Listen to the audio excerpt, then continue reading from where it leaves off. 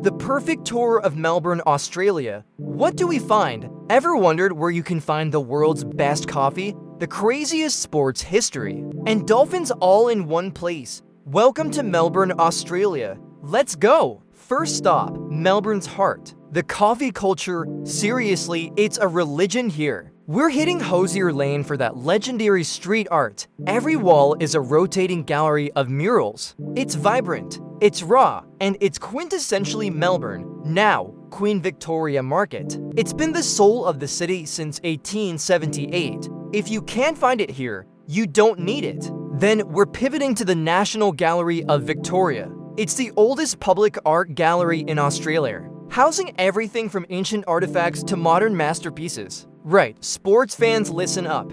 This is the MCG, built in 1853. It's a coliseum that holds over 100,000 fans. And just next door, the Rod Laver Arena, home of the Australian Open tennis tournament. Melbourne isn't just a city, it's a sporting paradise. Now, the Shrine of Remembrance. It was built to honor the men and women of Victoria who served in World War I. It's now one of Australia's most significant war memorials. Time for a quick change of pace at the Melbourne Zoo. It's Australia's oldest zoo, focused on conservation and housing some truly incredible wildlife.